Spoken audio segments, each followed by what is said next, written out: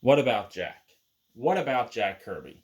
That's the question everyone's been asking since the release of the most recent Stanley documentary within the last couple of weeks. Well, the reality is the comic industry has been asking that question for a lot longer than that.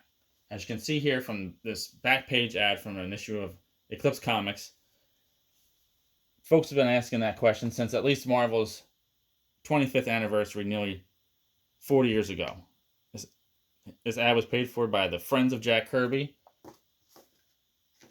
So, as you can see, back in '86, Marvel was celebrating their 25th anniversary, and there was a lack of acknowledgement of Jack Kirby's extensive involvement in the creation of the Marvel Universe. Now, the recent Stanley documentary has purported to give Stanley more than his fair share of the credit in the creation of the earliest Marvel superheroes.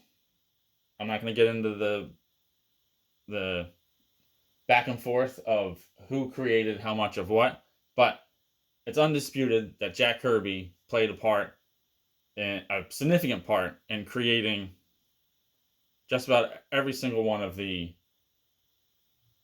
early Marvel superheroes. And yes, that includes Spider-Man.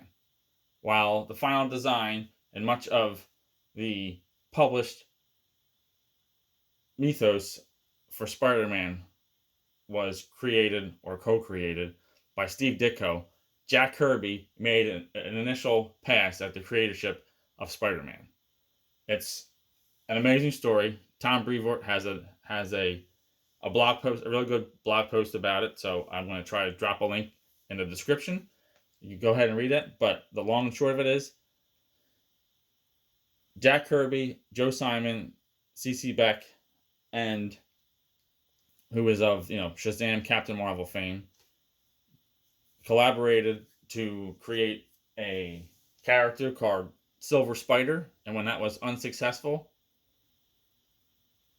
Jack Kirby used elements of that character in his design, his initial design for Spider-Man.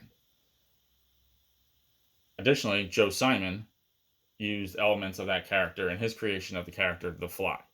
Now,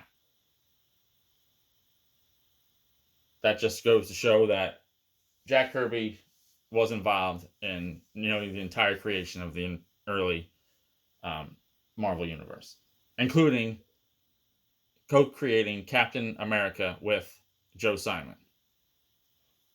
There was no participation on Stanley's part on the creation of Captain America. Now, I know the Kirby Estate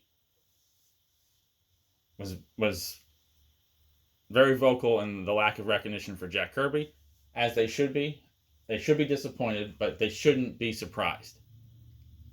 Marvel is not going to do any more than they need to do to credit Jack Kirby for his part in creating the Marvel Universe. The estate took Marvel to court years ago. The case was settled, and I'm sure Marvel is going to stick to the terms of that settlement agreement. And if they don't, I would imagine the Kirby Estate will take them up on that, and that's up to them. But beyond that, the onus for Jack Kirby's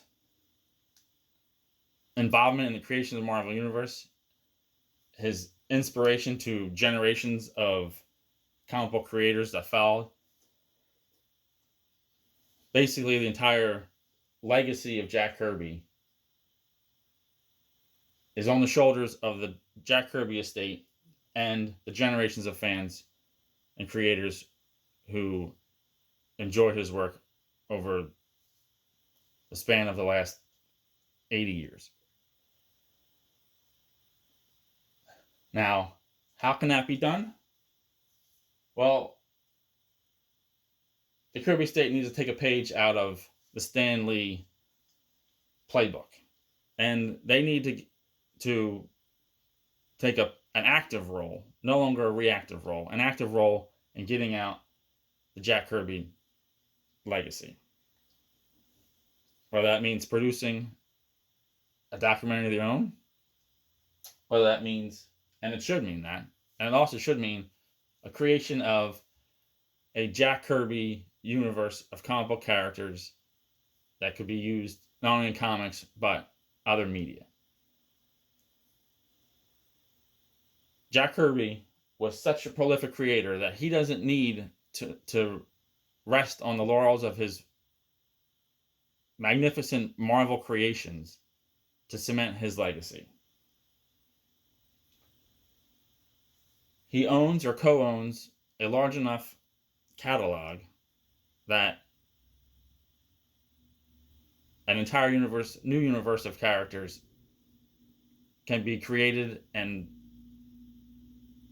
expressed upon the world, the impact that Jack Kirby has had. Now, a few examples of what is available as a Jack Kirby creation. We have Captain Victory, which is an unofficial sort of extension of Jack Kirby's New Gods line from DC Comics, which, by the way, is another point. Jack Kirby was not only a prolific creator for Marvel Comics, but also for DC Comics. He created or co-created Mr. Miracle, Darkseid, Orion, the Forever People, and all the rest of the New Gods. The Golden Age Sandman, the villain Cobra, the Newsboy Legion, the Demon Etrigan, and one of the versions of Manhunter. So again, Jack Kirby Estate does not need to rely on Marvel Comics. Now, they can't necessarily rely on DC Comics, although they've done a fair job. Well, maybe not fair, but they've made an effort to acknowledge Jack Kirby's involvement in the DC universe. They published a number of specials for his 100th birthday. And again, Captain Victory and the Galactic Rangers, just one example of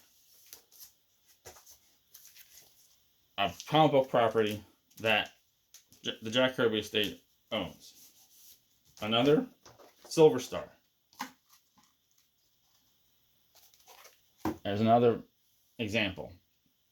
And look, Jack Kirby, responsible for the creation or the co-creation of Marvel's Mutants, the Inhumans, the Externals, and a number of other sort of other humanoids of great power. And, why not one more in the Homo geneticus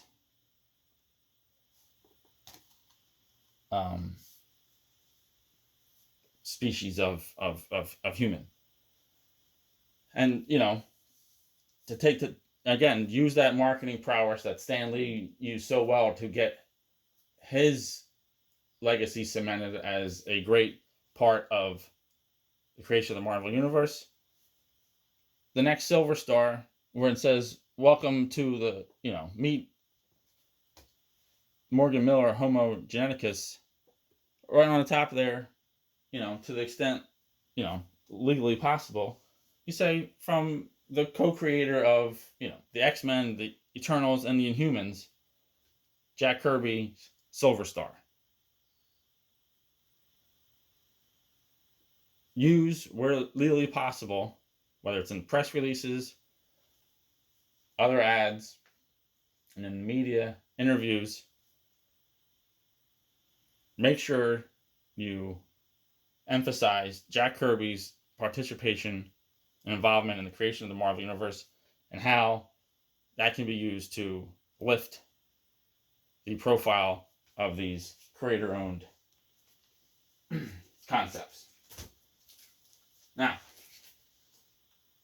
Jack Kirby was creating comic books so long ago that he worked on. Well, before we get there, forgot a few. We have Satan's Six. That's another creator owned or Kirby Estate owned property. We have, it says it right there, Jack Kirby's Teen Agents. There you have it. There's another one. We have a Secret City Saga, which was, a concept storyline that Jack Kirby had begun developing, featuring characters like Bombast,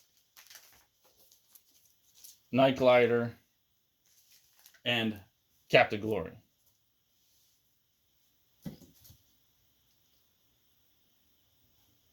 Who actually, I believe, that design was originally considered for Captain Victory.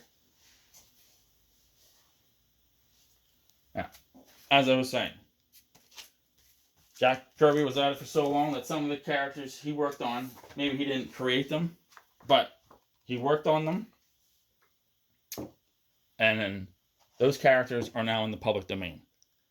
That includes the Golden Age Blue Beetle. As you can see here, he worked on the Blue Beetle daily strip, and that was in the early days of his work with Joe Simon. This is courtesy of Christopher Irving's Blue Beetle Companion, published by Two Morrows. Two Morrows has a fantastic catalog of publications that chronicle the career of Jack Kirby. So certainly check out twomorrows.com and figure that out. If there's anything there that interests you, that you want to learn more about the history of Jack Kirby, that's a great place to start. Now, the point is, characters like the Golden Age Blue Beetle, and there are a number of others that Jack Kirby worked on, particularly from Fox Features, that are now in the public domain. Those characters can be incorporated into a Jack Kirby comic book universe. Now, you can go even beyond that, should the Kirby Estate wish to reach out to some of Jack Kirby's other co-creators, most notably the Joe Simon Estate, and you could possibly incorporate other characters that were co-created by Jack Kirby and Joe Simon, most notably The Fighting American, most recently published under license by Titan Comics, previously by Rob Liefeld's Awesome Publishing, which was a great reboot, and it features a lot of classic characters, Rob Liefeld, Jeff Loeb, and you have Stephen Platt worked on those, Ed McGuinness,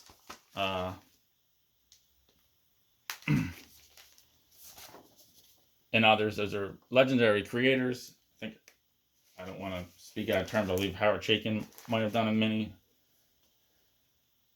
Here's a period of time where DC Comics had actually licensed the Fighting American. So Fighting American and his sidekick Speed Boy and all those villains, those are co-owned by the Kirby and Simon estates, and they could be incorporated into a shared Kirby universe.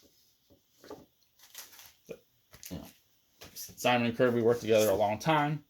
They have other co-creations.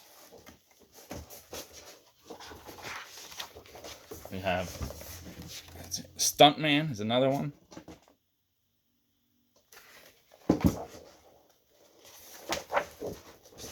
Funny American again. Blue Bolt is another. these are all characters that could be worked in should they choose to reach out to Jack Kirby co-creators. And then if you're going so far as to involve co-creations between Joe Simon and Jack Kirby, you have creations like The Fly or Private Strong, who were created by Joe Simon, that potentially could be involved. Another co-creator of Jack Kirby is Michael Thibodeau, who, and sorry, let me properly credit, and Richard French. They created Phantom Force together. So just goes to show yet another avenue for Jack Kirby owned or co-owned creations. This is more than enough to create a universe of characters to publish and promote and build the legacy of Jack Kirby. And just, some of these pages featuring a number of lesser known characters that could be expanded upon with new comics. So again,